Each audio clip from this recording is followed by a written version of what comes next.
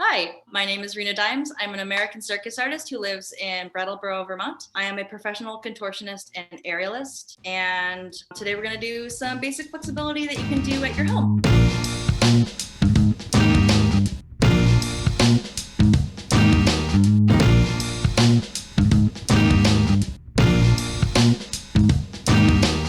Hello everyone. So today I've invited a very special guest, the gorgeous, the wonderful, the amazing, the creative, the noodle supreme, the talented Rena Dimes. So I worked with Rena a couple years ago and we just had an absolute ball. I was singing and she was doing amazing aerial stuff, which I just could not fathom. And also terrifying when she was up there, but terrifying. Obviously she knows she's not gonna fall. She's a professional. She's just done this a million trillion times. But me as an audience member, I'm looking you up there and I'm thinking, this does not look safe and dangerous. I'm terrified you're gonna fall to your death. But that's part of the thrill really, isn't it? Yeah. So today I'm going to explore some deeper stretching from a contortionist professional. Now today she's going to give us a few little golden nuggets. Go and check out the amazing team at Circus, or Circus.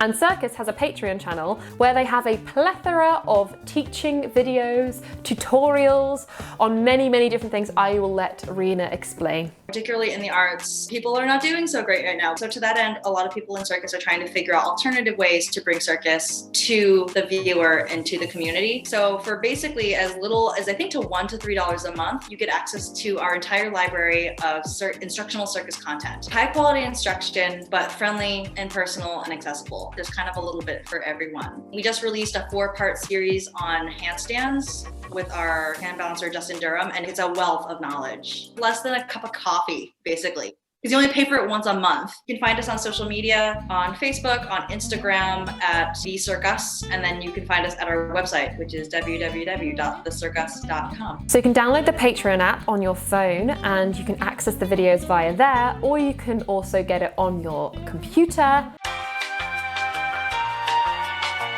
I do have one disclaimer that I like to do for any flexibility. Obviously, the exercises and drills that we're going to cover in this video are coming from me as someone who has trained as a contortionist and as a contortion coach. However, everything that's talked about in this video is not meant to replace either professional medical advice or one-on-one specified coaching. And if you're interested in furthering your flexibility training, whether just in flexibility or in contortion, I highly, highly, highly recommend that you seek a coach to work with directly. So yeah. That's pretty much it. Shall we dive in? Yeah.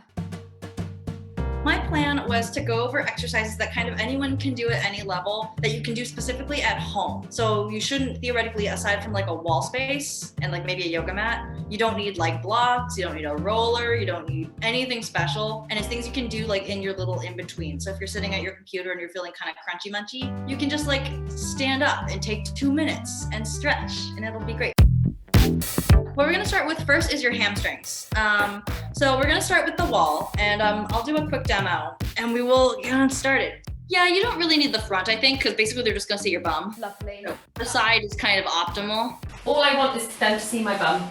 See, I'm going to get more viewers. Okay, cool. So what we're going to start by facing your wall. You're going to hinge forward into a forward fold, so bending at the hips.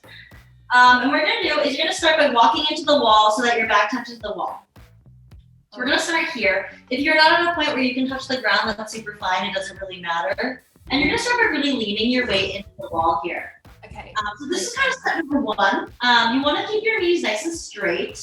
And you want to let your head and your shoulders be heavy. So you really want to focus on finding length across the whole length of the back of the leg here. If this is really difficult for you, you can also separate your legs to bring them a little bit wider, and that's also fine. All right, how does that feel, Sophie? Yeah, my hamstring. Yeah, I can feel the burn. You can also kind of like play with lifting and lowering your heels, just to kind of like also encourage a little bit of a calf stretch, but it kind of just like zhuzhes up this exercise, which can be nice. Oh my gosh, I've never stretched my hamstrings like this before against a wall. It's nice, it's really nice. It's like a nice way to do it also because you kind of have gravity to help you out. So then the next step is that if this feels okay, what I would encourage you to do is you're gonna go ahead and bend your knees slightly. As you bend your knees, you want to bring more of your lower back. So you want to start to bring your back more on the wall. And then when you straighten out your legs, you want to keep your upper body where it is so that you deepened your pike stretch effectively. Does that make sense? My back is sort of sliding down the wall. So the idea is that every time you bend and then extend, you're sinking a little more, so you're compressing a little bit more. Ooh, yeah, I can feel that behind my knees. Generally, what I would recommend is that if you're gonna do this kind of on your own, I like to do 2 minutes in this position. But if you're running short on time, like taking a moment to hang and then doing like 10 of these is really nice. And then each time you bend and making sure you're exhaling on the work here, which will be the extensions. So you bend, inhale, extend, exhale. You go a little deeper. Oh my gosh, yeah. I definitely forget to breathe. I can definitely feel it all along, like behind my knees. And I was actually doing research on this recently, and part of that also, depending on where it is in your, where you're feeling the tightness, may not even be your hamstring, but might be your sciatic nerve. It also contributes to lower back mobility. It was only then when she realized she had made a fatal error. I placed the camera directly over there. You did the thing! And now, everyone's getting a sweet view of my arse cheeks. I get demonetized. Not that I'm getting money anyway, let's be honest. This is really fun. I like this way of doing it. Rena, remember you told me we were in the gym the other day? The other day. You mean 2 years ago? We were in the gym like 2 years ago on a ship. You know, the other day. Same. And I remember you were telling me about this hamstring stretch where you were hanging against a bench and then you were holding a weight. Yes. With that, and oh my gosh, I love that one. I was doing it recently, but I was holding a big bag of sand because I was in the garden. And I was like, Rena would be proud. I am proud. That's also hilarious. I already feel, more bendy. I'm one step closer to being a noodle. I like to start with this actually, like depending on where you are in your journey, I love to start with a good juicy hamstring stretch, and that kind of like sets you up for everything else that's gonna happen. I started circus 9 years ago, and I started contortion. January will be my 5-year anniversary, which is crazy. I can't believe it. I started doing dance and martial arts when I was 4, and then I played field sports throughout all of my life, and circus has kind of been the culmination of all of this stuff that I've gathered over the course of my life. Anyone can do contortion. The thing that you have to know about when you're going into a practice though is that like some disciplines in circus, you get the big flashy tricks quick. Contortion is not like that. Contortion is kind of a long haul, and it's a lot about putting in the hours. It's a lot about being patient, and it's a lot about, particularly in this day and age when it's harder to work with coaches in person depending on where you are, and you might just be coaching either yourself or working through a Zoom. For me personally, when I started training contortion, I was like medium bendy because I came from a dance background, but it took about a year for me to start to gain kind of like the contortion skills. I don't think your journey as a contortionist ever really ends. It just kind of always is developing and changing, which is cool. We're gonna do a lunge series. I learned this when I was in circus school, and I continue to use it, and it's pretty effective. So we call it the Ninja Death series. This is a 4-part lunge series that requires a wall space. So this is where you might want your pillow under your knee as well. And then as you grab that, just kind of like for general knowledge, if you are the kind of person who does not have flat splits, this is also a nice time to maybe grab yoga blocks or a chair or something just to support yourself. But if you do have flat splits, then this shouldn't be a problem. Here's what's gonna happen. So now you're gonna face away from your wall, and we're gonna come into a high lunge. The back leg is going to be up against your wall. Your knee doesn't have to be all the way up against it. It can be like a few inches away. It's kind of player's choice. And then the other leg's gonna go to the front. There we go. So once you're here, generally, I would do like a minute timed. I'm a little short on this, but I do want to check in with all your positions. So we're going to start here, starting in this nice tall lunge. And this is kind of like the warm up, but you want to really feel your lower abs really curl in here in order to get a stretch across the front of the back, legs, hip. So we want to start to open up the hip flexor here. So this is kind of position number 1. This is a way to just get kind of like comfy, see how it's feeling. It shouldn't feel like a whole lot probably. Pretty easy peasy, lemon squeezy. I love this series. Like I use it all the time on my students. It's a good way to really like tap into your hips if you don't have particularly open hip flexors. But what I also like about it is that if you do have open hip flexors, there's ways to modify it to make it more challenging, which I like. Speaking of which, we're gonna do that right now. So from here, you're gonna keep your back leg where it is. And right now you'll notice that like, ideally, you should be feeling a gentle opening across this front hip, but nothing crazy, and we're gonna just turn it up a notch. So from here, you're going to tuck your back toes against the wall, like this. So you're pushing against the wall. From here, you're going to push really hard.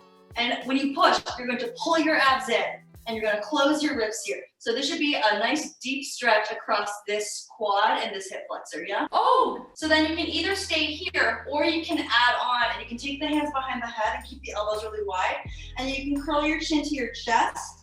And that can help you connect this curl under of your hips and really intensify this stretch. And this should feel pretty good, if not like a little bit intense. It feels wonderful, yet painful, but at the same time, you know? That sounds like flexibility, so yeah. Oh my gosh, tucking in those hips literally makes such a difference. Part of it is the push against the wall because you're creating an isometric force, which is kind of forcing the openness a little bit more. Cool, all right, go ahead and relax your head. We're gonna go to step 3. So now we're gonna go into your deep lunge. So you can untuck the toes if you want. I like to keep mine, but it's player's choice if you wanna untuck the toes. From here, we're gonna shift the front leg forward a little bit, and we're gonna go into basically a deep runner's lunge. All right, so I like to keep the back toes tucked because you can continue to create an isometric hold against the back wall, but it's up to you. And then there's 2 things you can do here. So the goal is to get deeper into your hip flexors without letting yourself hinge forward at all because you're cheating yourself. You want to continue to sit up nice and tall so shoulders are stacked over the hips and you're still thinking about pulling your abs in and engaging that tuck even if it doesn't really do that much. But it's the idea of maintaining that focus to continue to stretch that hip flex. Ooh. The add-on to this is that if you want, you can either keep your body here or you can take the arms overhead and do a little bit of a reach back. So when you reach back, you're gonna go up and back, and you don't wanna crunch in your back, but you wanna imagine that you're like kind of like a banana. So you're gonna go up and over. So you wanna imagine that you're growing out of your body. So it's like a little up and back. A pretty rainbow. Good.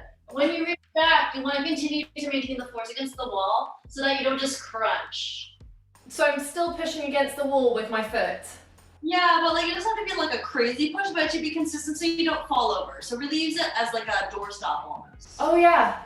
Wait, Rena, how would you breathe in this position? So generally, when you start to do flexibility, particularly when you get into deeper flexibility, it's about nose breathing. Like noticing, and particularly when you get into back flexibility, it becomes more about like the timing and the depth of your breathing. So that when you're starting to move things around, particularly around the diaphragm, and when you start to place weight around your chest and around your chin and your neck, you're able to continue to keep the passageway open. Good. All right, let's go ahead and go into our last step, and then we will do the other side. So from here, what you're going to do is you're going to untuck the toes. Yep. You're going to shift the hips back as if you're going to do a hamstring stretch, and then we're going to slide the leg forward into the split position. So this is where, for people who don't have flat splits, this can begin to get more difficult. Oh, this is the truth now will come out.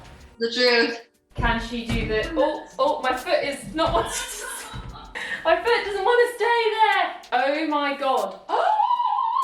This is on another level. Also, what this does is this kind of forces a more square split. So for some people, this might also be eye-opening if you tend to, even if you aren't aware of it, you're doing a more open hip position. Because by keeping the back leg up, you're really forcing this squareness of both hips are facing forward rather than collapsing into an open position. Here we go.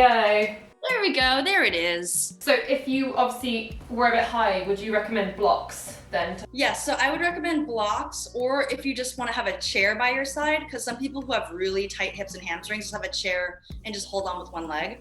I personally prefer the blocks just so you're even Stevens, but it's really either or. All right, we'll go ahead. Let's have you come out and let's switch sides. So starting up nice and tall here, thinking about sitting up nice and tall, so shoulders are stacked over the hips. Not even pushing remotely hard, but beginning to get kind of an openness across the back. Hip flexor, fabulous, fabulous. And then also taking a moment to check in with your hips and make sure that they're both facing forward. And then something that is a little bit harder, this is a slightly more advanced train of thought, but noticing that when you're in your hip position here, making sure that this top hip isn't hiking too much. You wanna make sure that you can pull it down and that both of your hips are nice and even and squared here. For other flexibility positions, does become really important because it helps you ground your shapes. So it's just something to kind of think about and be aware of. Hips do lots of weird stuff.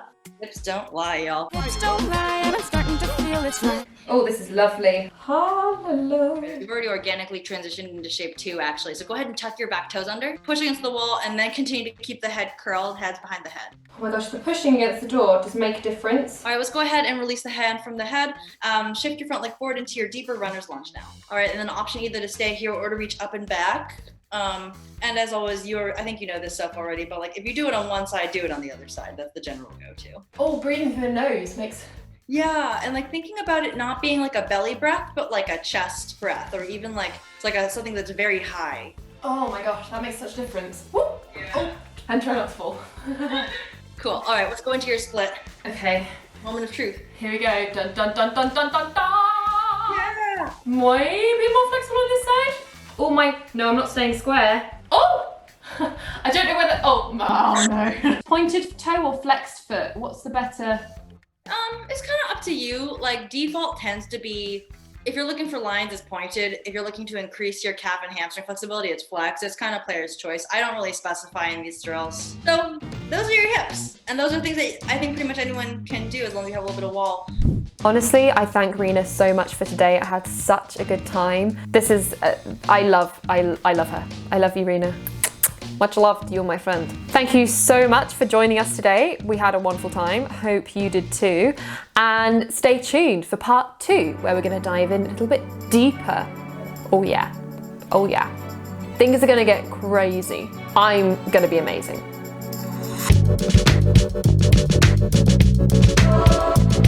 Thank you.